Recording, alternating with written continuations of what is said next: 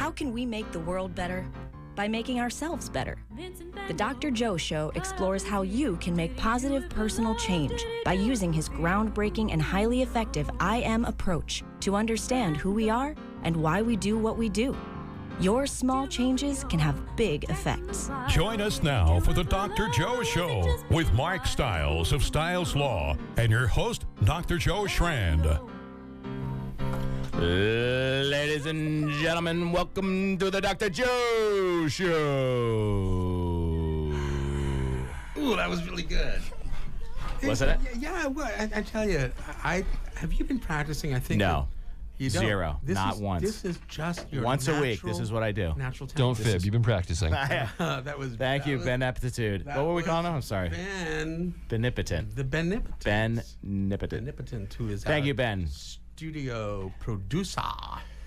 Thank you, Ben. So speaking of studio, yeah, we're going to switch it up a little bit tonight. Do we have a guest tonight? We have guests. Yep, good. We have guests. Yes. We have one of my most dear and long-term friends, probably my best friend on the planet. Really? Yeah. That's from Miami, Florida, Leroy Foster. from Miami, Florida. Straight from Miami.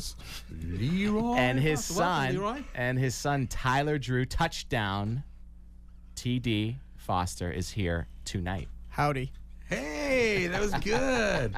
And now he's cracking up. They said they were not going to speak on the microphone, and we're 2 minutes in, and we're already talking. Too late. They did it. I love it. Was that okay? So- Tyler, you did great.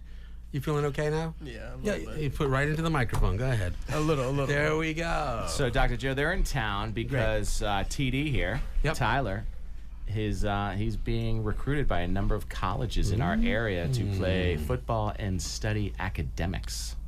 Study academics? Help me out with that. Okay. What should I say? So in other words, you're going to be Study stuff. a scholarly football player. Student Scholar athlete. A Yes, sir. student So check out the athlete. schools that Student first, right, Leroy? Absolutely. And not an athletic That's right. student. Absolutely. Right. But a student athlete. That's So he'll be great. doing that next year. Wonderful. After his senior year upcoming. Yeah. But he's got schools. He's going to see Brown, Wow. Dartmouth, Good schools. Harvard. These are What all. else? There's Davidson. Yeah, but Cornell. Cornell. So they all Ivy. would like this gentleman to be part of their school. Ivy League. Yeah. Yeah. Well, that's great. Yep. So you must be doing great in school right now. Yes, sir. Yeah. And so you're in 11th grade going into 12th? Yes, sir. And so they're already recruiting you. So were there scouts out there like checking you out? They've hit me up on Twitter and emailed me and invited me to the camps that I'm going to, but I just want to show them what I could do in person because they've seen my film. I sent it to them, but I want to show them what I could do in person as well.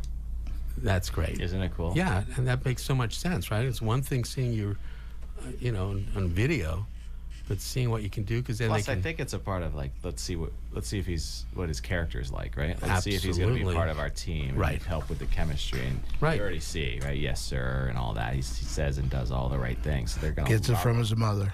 Yeah. Well, the apple doesn't fall far from the tree, as they say. Exactly. Exactly. Yeah. Although I do So know it's pretty exciting. some apples that have rolled away, but in general, they do great. Yeah. Well, that's wonderful. So, Leroy, you must, I don't mean to put words on it, kind of proud about this? I'm ecstatic about it. He's showing all the hard work that his mother and I put in, Yeah. and all the great things he can accomplish if he really applies himself. And we stress, being teachers, that academics is first. No matter what athletic ability you have, you can get injured at any time. Something can go wrong at any time. What are you going to fall back on?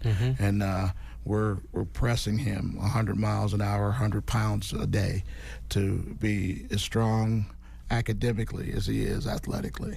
Absolutely. Are you okay with that? Yes, sir. See? If your dad was not in the room, would you be okay with that? Yes, sir. You'd have to, because you would still be on the radio and your dad could hear Yeah. you. So, yeah. So that's a yes, sir. That's great. That's right. It's wonderful. It's awesome. So it's great to see them. So we're hosting them. They're going to headquarter at our place, and they're bouncing. They went and checked out a couple prep schools today. They're also going to it's Brown on Saturday. We got Dartmouth on Sunday. So fun-filled spending some time, and you know, it's been a while to catch up with these guys. You know, I mean, I haven't seen Tyler since he was 5. Wow. You know, so you can see how long it's been since I've seen my buddy Leroy. Right. And how did you and Leroy? We went to high school together. You went to high school together. That's right. Isn't that just? I just love that. You want to tell him the real story? No.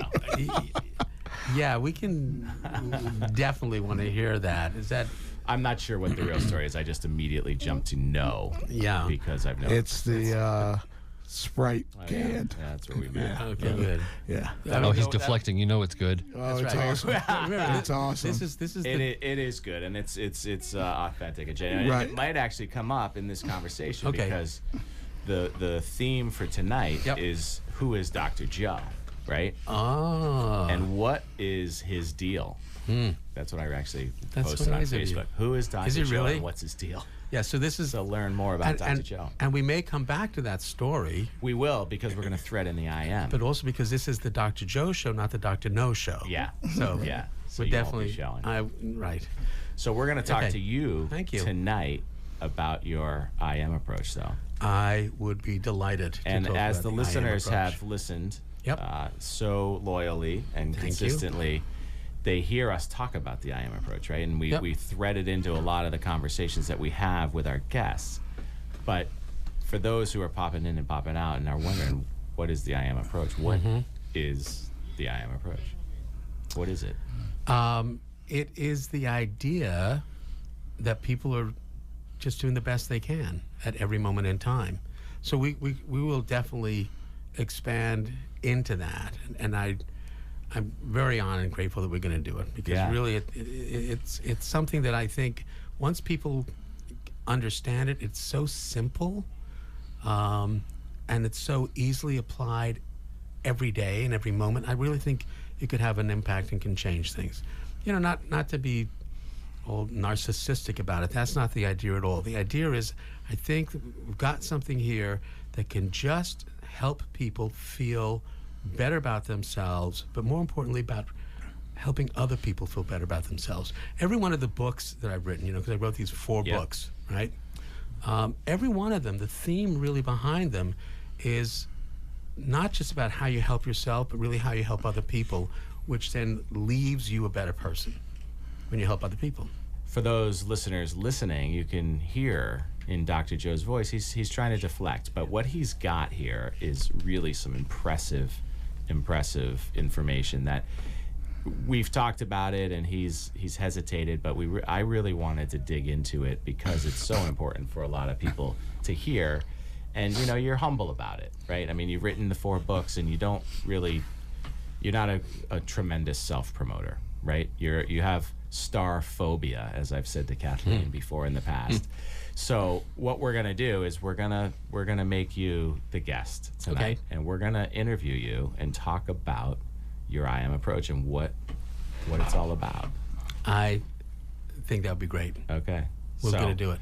So how does this? All right. How does Enough this, about everybody else. Let's talk about you, let's talk- Dr. Joe. Exactly. Enough about Who is enough Dr. about me. Joe? Enough about me. How'd you like my books? Right. I love that. Exactly. All right. So So, Dr. Joe is on Zoom. I was on Zoom. We all realize that now. Yep. Okay, so we've had some Zoom reunions. So people who have been loyal listeners are. He's Joe from Zoom. I'm See, Joe. Leroy right. didn't know that. I'm Joe. He's Joe from Zoom. 1970. Ben, you got the Holy Zoom music there, crap. maybe? Right. Did you remember Joe? We from were Zoom? talking about Zoom today, my wife and I, Really? doing the little Yeah, that's Bernadette's Zoom, thing. Zoom, Zoom, That's I right. Zoom. That's right. Bernadette was season 3. Correct. That. Wow. Yeah. 2 It's Emmy called the law of awards. attraction, by the Isn't way. it funny Isn't that called the law of attraction? that people get attracted to Zoom? No. No. Anyway. So we'll move past Okay. that. So Dr. Joe, you All don't right. like to be the center of attention. I mean, you don't really. I mean, we've had conversations about drug story theater, right? Right. Let's, in full disclosure, I truly believe that drug story theater will be, if distributed properly, When? when distributed properly, Yep. will end this opioid epidemic. Thank you. Specifically by how that concept has come to life, where, and for those folks who haven't followed up on drug story theater, which is what Dr. Joe, which I call him Jonas Salk, is doing is he has recovering teen addicts playing out in psychodrama on stage a lot of the historical facts that happened to them growing up. That's right. During their seduction and addiction to opioids or such. Sometimes the parents are involved in the show. So folks, if you haven't seen Drug Story Theater, go on the website there, Drug Story Theater ER, because some of them end up in the ER, right? That's .org. Right. .org, because we're nonprofit. Check it out. Donate to that as well. But what they're doing is unbelievable, because what they're doing is not only they're helping the recovering addicts, which is a small segment of society, but they're spreading the message out to 6th and 7th graders to proactively beat them to the punch. That's right. Some of the really cool parts within the show is they'll stop the show, pull out the whiteboard, and explain what's actually going on in the brain, the adolescent brain, as the brain is maturing or not maturing, if the matter be. So, folks, check that out. Now, when we talk about that, when I call him, Jonah Salk, he gets, humbled. But really, this is once a generation type of stuff, and if we can get this out, then I truly believe that the epidemic will not be an epidemic. And I do too. And the slogan of Drug Story Theater is the treatment of one becomes the prevention of many, and that's what these kids are doing. These kids are in their active treatment, and they're getting up in front of other kids, and the courage that it takes to do that. I mean, I get goosebumps every time I think about what they do. And they get up there and they are doing so many different things by telling their stories. And they're not just telling their stories. It's not like, a commitment in an AA meeting, which are great, where you get up and say, I'm so-and-so and this is what I've done. Yeah. It's a play. And as Mark says, in between each scene, these kids step out of character and they do these presentations teaching audience about adolescent brain development. So if you guys are interested in donating to that, here is a really simple way to do it. A lot of people use Amazon to buy things. So if you go to Amazon Smile, which is still Amazon, you can actually designate Drug Story Theater as your charity of choice. And every purchase that you make, you don't pay an extra penny for it, but Amazon will donate a portion of the price of your purchase to Drug Story Theater. Right. And maybe we get a couple of $100 here and there, but if a lot of people start doing this, we can really do this, because we're a nonprofit. We could use whatever help we can to build this out. Blue Cross Blue Shield, has partnered with us. We're so proud of that. They have given us quite a bit of funding, but it's still, we want to build this out. Right. And not let just everybody know about it. Let everybody know about it. Not just our region. And this is where, because the kids are so amazing, and we're always looking for new kids to be part of this. So any kid in recovery, you can contact us through drugstorytheater.org. Go to the Contact Us page. Let us know. We're always actively recruiting new kids. And we're going to be starting a new troupe in September to build a whole new show. We'll have 3 shows, actor shows running by September. And it's amazing. And this is the one place where I know, my last name is Schrand. You've heard me say this, I get Schrandiose. But this one, Mark's right, we can do something nationwide, if not internationally, because the brain is a brain is a brain. We can bring this all over the place. And folks, I'm telling you, it's special. It's special, because we've got some great people working with me to get this done. And it probably helps the IM of those kids who are acting out their situations. So let's talk about the IM. Let's talk about the IM. All right. So what is the IM? So the idea is this. I believe that everyone is doing the best they can at every moment in time. And I call that an IM. So if you were to look at it, and if you go on the Dr. Joe Facebook page, you'll see this icon. And it's this circle with a capital I, capital M in the middle of it, and it's surrounded by 4 domains. That's the IM logo. And if you want, to sort of look at that or visualize it in your head. So here's the idea. Everyone's doing the best they can at every moment in time, with the potential to change in the very next second. And that's your new I am. This is So who hold I on. am. So let's dig into that for a second. Okay. Everyone's doing the best that they can at that moment in time. At that moment in time. But yet they know that oftentimes, make it personal, right? Yep. Oftentimes I'm like, I'm definitely not at my best right now. So I'm at my best, not at my best? Yes. Is that the theory? That's absolutely right. Okay. Right. And the thing is, if you have that insight and say, well, I'm not at my best right now, well, that's your best right now, is to have the insight that you're not at your best. The danger that we run into as human beings is when we see ourselves at not our best, which is close to being broken or not doing as well as we can, we begin to judge ourselves. And when we begin to judge ourselves, a lot of things can happen.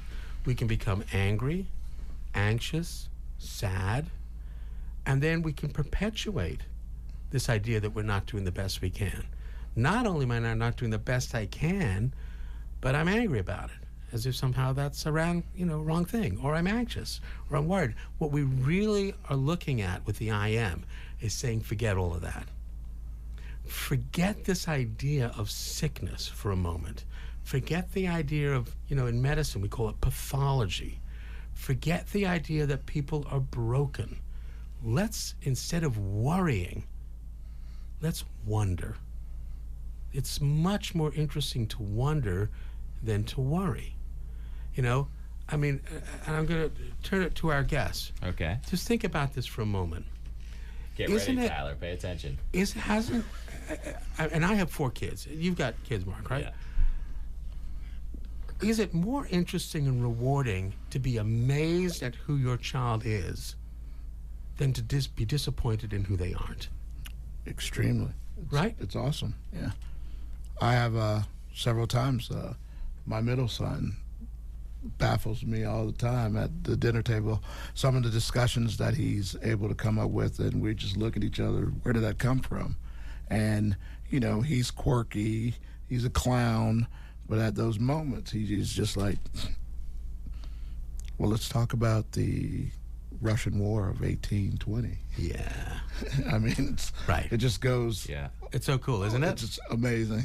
Right. It's amazing. As opposed to saying, what is he talking about? Exactly. That's what are you right. doing now? And our kids are so tuned into what we think or feel about them. Mm-hmm. They really are. They may not want to admit it. None of us may want to admit that we're true, Tyler? interested. Well, what do you think? Is it true, Tyler? True what? Are you worried about what your parents think about you? Oh, yeah, all the time. Yeah. And what do you worry about? Whether I'm doing the right thing. Right. And so that is part of the I am approach as well. Right? So who are we?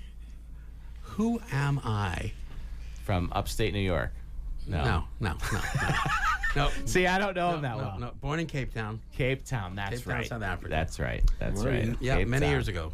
I wanted to be close to my mother. She And was then in you Cape moved Town. to Newton. Well, then I moved to London. Right. And then over to Boston, and then back to London, then back to Cape Town. I'm not doing a Back- very good doesn't job matter. interviewing All right, you. so let's go back to this. So Okay. here's the I am, right? Yes. So who am I? So here are what I think the 4 influences let's do are. that. And again, this is back in 1982 when I started really thinking about this. When you were 10. Thank you. I was a little older than that. I had finished college, and I had started a theater company in Boston for a little bit, went back to New York. I'd gone to Sarah Lawrence, and I'd studied something called sociobiology, which is the genetics of behavior, did a lot of theater, and I was also studying Zen Buddhism, which was really interesting because all of these things, as I realized years later, began to synthesize. So back in 1982, I was studying to do my pre-med stuff, and I was studying physics. Everybody still awake? Yes. Yeah, physics. good. Physics. Right, because whenever I say physics, exactly, people fall Force asleep. equals mass times distribution. Exactly. Right? Well, force equals mass times acceleration, but that's okay. Acceleration. That's There you go just again. Distribution. Distribution. That's okay. Maybe these days. Yeah. All right. So in physics, and we were talking about this off air a little bit. In physics, the symbol capital I stands for potential current, for electricity. Yeah. In 82, I thought, well, what if we just flip it upside down? And instead of calling it a potential current, we call it a current potential. And what if we started looking at everyone at a maximum current potential, doing the best they can at this moment the potential to change in the very next second. And at the time it was called IMAX, but due to various reasons, we switched it over to IM. And the reason was because when I came out with my third book, which was The Fear Reflex, that's when I introduced the whole IM approach. Got it. All right. So we are influenced by 4 domains. Your home domain.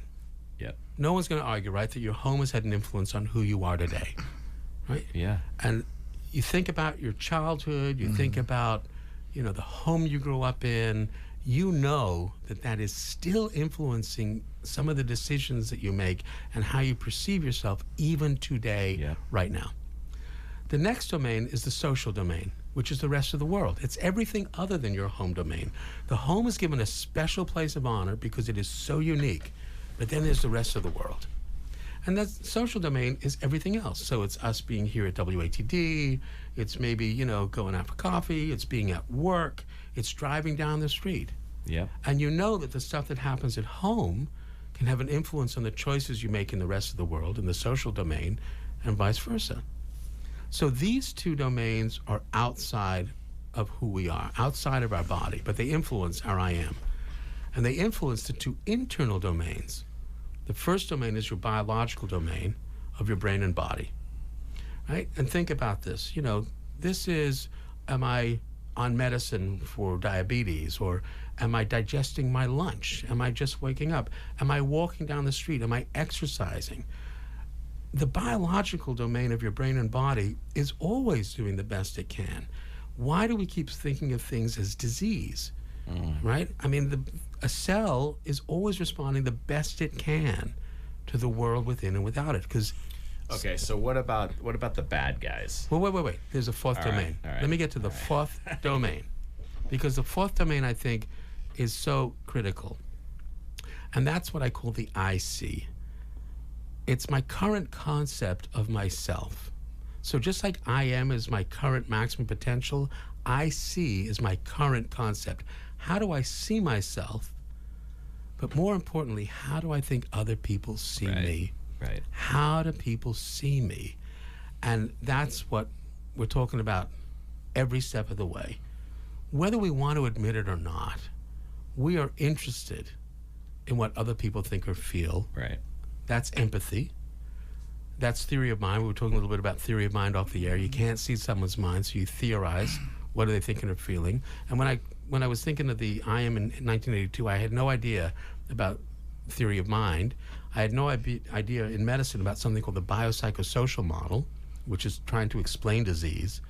And now I've realized that I've taken the biopsychosocial and expanded it by adding theory of mind. How do I think someone is thinking about me? I can't see their mind, so I have to guess. I have to guess. And depending on what my influences are at home in the social domain, I may think that people see me as less than, right, which is still my I am. But now I have a roadmap where I can step back and say, okay, what's going on in any one of the 4 domains? That's the best I can do without judging it. And so it doesn't mean you have to like it. Yep. It doesn't mean you have to condone it. It's not a free ride. You're going to be held responsible because what you do has an effect on other people. There are natural consequences to behavior. And your I am, as I'm realizing just over the last few years, your I am doesn't even mean you're going to win. But instead of judging ourselves or other people as less than, let's look again at why people do what they do. So think about those words. Look again. Again, look. Again, like to repeat something, or RE. Look like like spectator, spectacles. So this is to again look or respect what other people are doing. And think about that word, respect. When's the last time you got angry at someone you really believed was treating you with respect? It's impossible. It's right, it really is.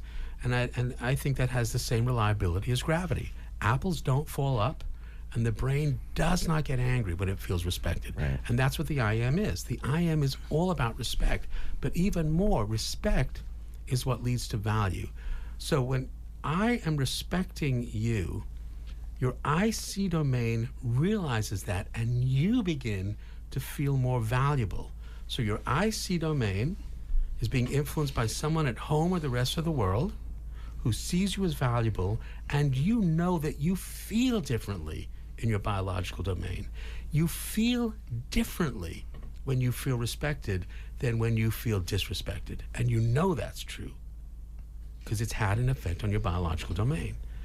And it's respect that leads to value, and value leads to trust. And trust is what we really need so people can share their secrets with each other, so people can take chances, so people can make mistakes, which was what Miss Frizzle was doing, to take it back to Sophie. Miss Frizzle was Sophie's role model for science. She was a cartoon. You know, make mistakes. It's okay to make mistakes, right? Yeah. But people don't think it's okay to make mistakes. Right. Because Why is that? Because they think they're going to be judged as less than and broken. And if you're less than and broken, and this goes into some deep, deep sociobiology and biology. So I'm going to just go over this for a moment. Yeah, let's do that. All right? So just to dig into it. So think about this from an evolutionary model for a moment. Okay.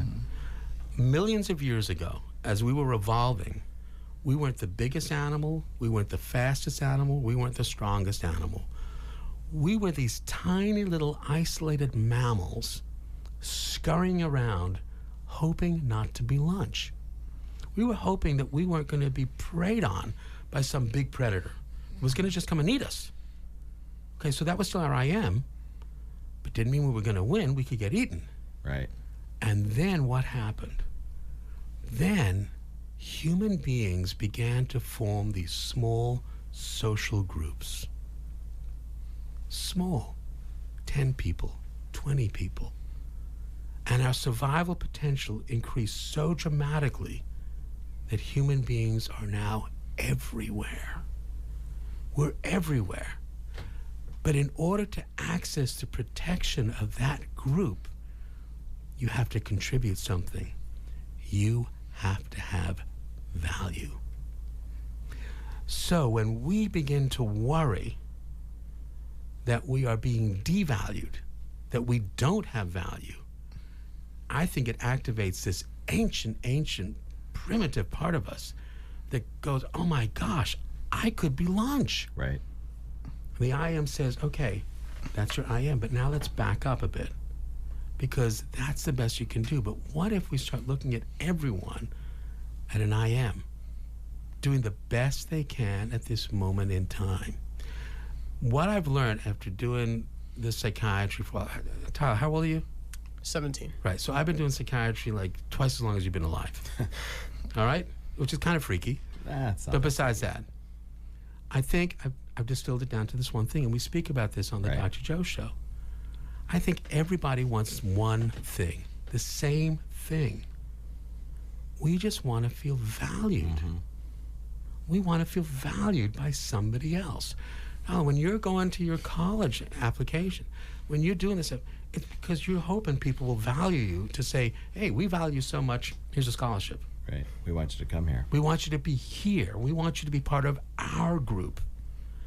Everyone wants to feel valuable. I just want people to just think about this. It's not just you. It's everyone. Right. Everyone wants to feel valuable. The I am is saying that everyone's interested in what you think or feel about them through the IC domain.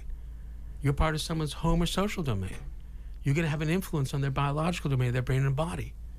At every moment in time, you can remind someone of their value. You get to choose. You can remind someone of their value every moment. You go into a coffee store, you buy coffee.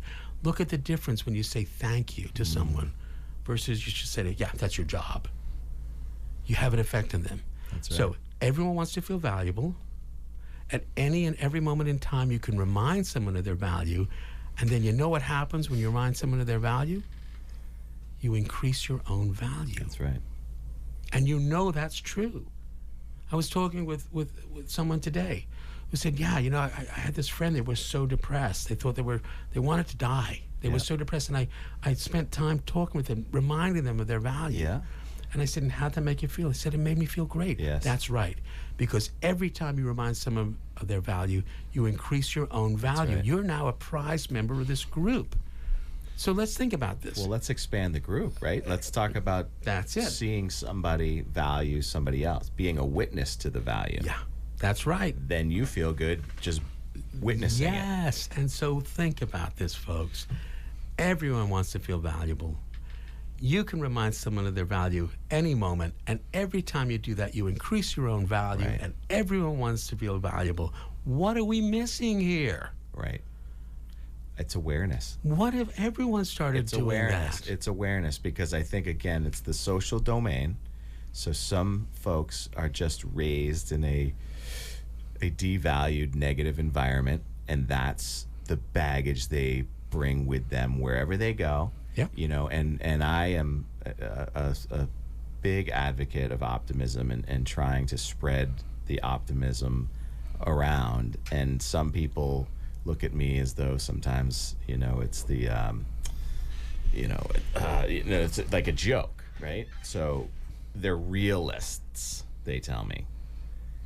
Mark, I'm a realist. Okay, so what does that mean? Right. You know, what does that mean? That you're not willing to accept that this world is a beautiful place and that all good things can happen? And you know what's great? That's their I am. Right. And that's the best they're doing at that moment in time. But they can change. And it doesn't mean that I'm going to judge them if they don't. That's still their I am. Right. You know, and you know, I think earlier we were talking about, you know, how people begin to integrate into society. We were talking about parents who hover so much over their Right. kids that their kids become anxious that they can't succeed, that they can't do things, that they need to be Freedom of contained. thought. There's no freedom of thought. It's all structured. And you know, that's an I am. But it doesn't mean you have to like it or condone it, but we can understand it without Right. judging it, right?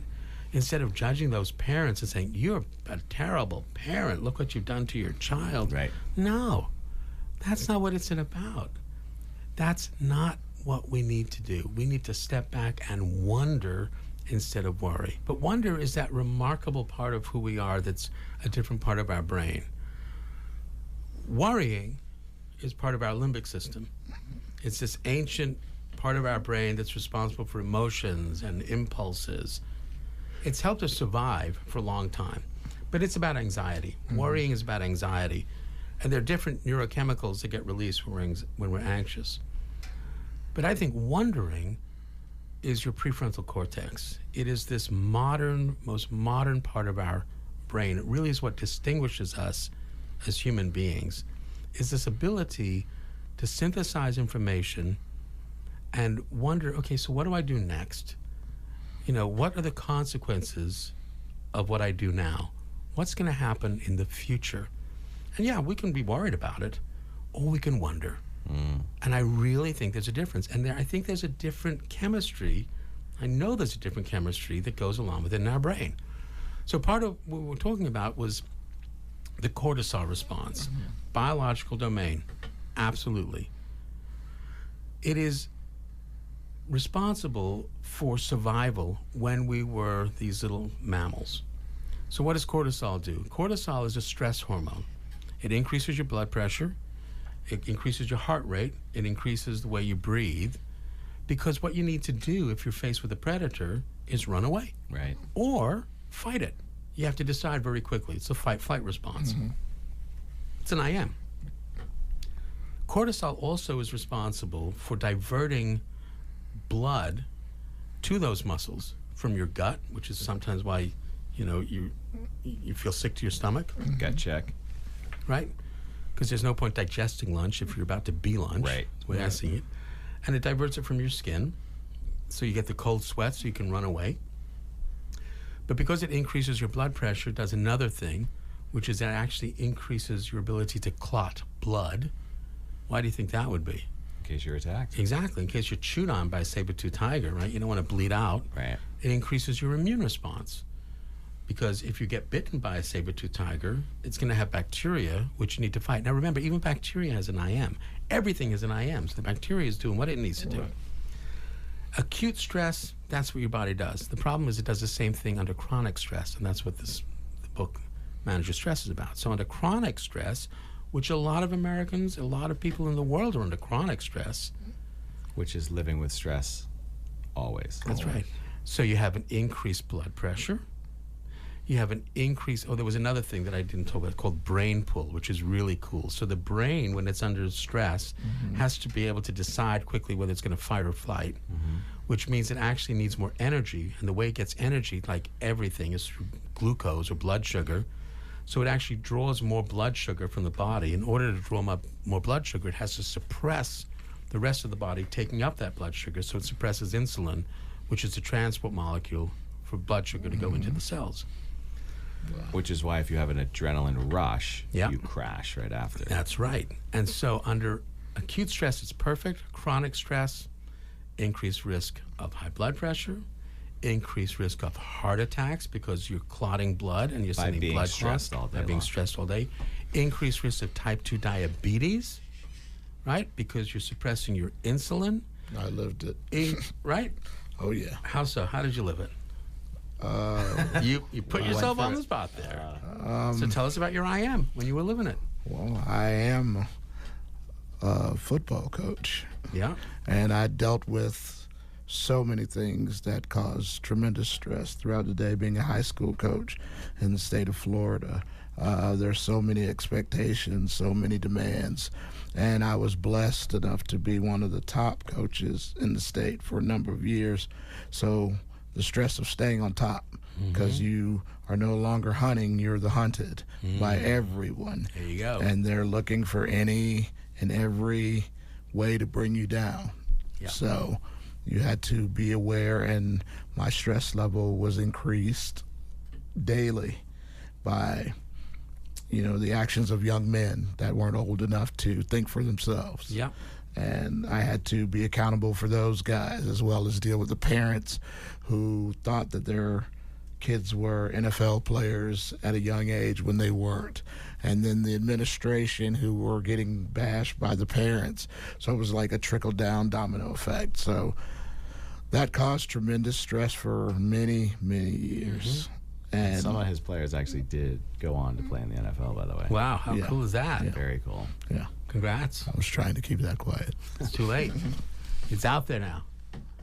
Right. But it's stress. It's living It's with stress. stress. It's an unhealthy way to live, right? But you see, but that's still an IM. Right. Right? Because the body's going to do what the body does. Right. Now, you can take that stress and you can, again, this is where I think my Zen training sort of came in. You can just modulate it. And the best way, I think, to manage your own stress is to help somebody else with theirs. Sharpen the saw. Sharpen the saw, but also when somebody else feels that you've helped them with their stress, there's some inside joke. I don't know. Sharpen the saw? I wasn't- No, I was Okay, just- sharper than thought. It was a good one. That was a good one. Yeah. He's pretty sharp, that guy. It's the seventh habit, actually. Is it? Stephen Covey's 7 Habits of Highly Effective People. Well, there we are. And- Sharpen the saw, which is teach. Teach what you've learned, Right. and you will only become better at it. And in medicine, there's an adage, see one, do one, teach one. Dr. Right. Joe, I Yeah. had Yeah. no idea Yeah. he had become this intelligent. Isn't it amazing? It is amazing what age and a good wife will do. Yeah, you see how his IM has changed? His IM has changed Right. tremendously. We're always changing. Because we were always looking, I am Mark. That's right. That was Right. it. And that's the thing. That's what the IM is so cool about. It's so easy. And the IM, as we say often, actually towards the end of each show, so here it is. Yeah. The IM leads to 2 basic principles. The first is, because everything's interconnected, a small change in any one domain can have a big effect. You don't need to change everything. Think about it. Small changes can have a big effect. My guess is that there was some moment in your lives where some person walked into your life and you fell in love and married them and have a family. I know it happened to me. It happens to a lot of people. These small changes Right. can have these big Shout out effects. to Danielle Manalakis Foster. Okay. But you're right. Right? There's no Tyler without Danielle That's walking right. into his life. That's right. Small moment in time, where he bumps into Danielle. Exactly. And now he's up here visiting me, looking at Ivy League colleges with his son. And I'm getting goosebumps just thinking about that because it's so amazing if we are just aware of it. Right. I think about that stuff too. Yeah? Yeah. These small changes can have big effects. What's important about it is for folks to realize that means you don't need to change everything. Right. So relax. You don't need to get stressed goals. out. Right. You make these small changes, you stick with it. The second thing I think is even more important, and it gets back to this value thing. Because everyone has an I am, because you're part of someone's home or social domain, and you have an influence on their biological domain through their I see. How do I see them? How do I think they are seeing you, right? This means you control no one, you influence everyone. Think about that for a moment, folks. You control no one, you influence everyone. Every action you do has an influence on someone somewhere, and you get to choose the influence. That's why I encourage kids when they turn 18 to register to vote. It may be that small change. It can have a big effect, but your vote counts. It can influence people you will never meet. So please, make sure you register to vote. So folks, we spent a lot of time today on the I am approach. I am so grateful. We've had a great time. Yeah, we have. The I am approach, you can look at it. I've got 4 books out there. Go take a look at them. Strand, Amazon Smile, donate to Drugs Free Theater, and we're done. What a great show. I'm glad we were able to finally dive deep into the Thank you, Dr. Joe, for having us. And thanks for being Mr. here, Styles, Styles Law. All right. Pleasure, Leroy. I am. We'll see you next week.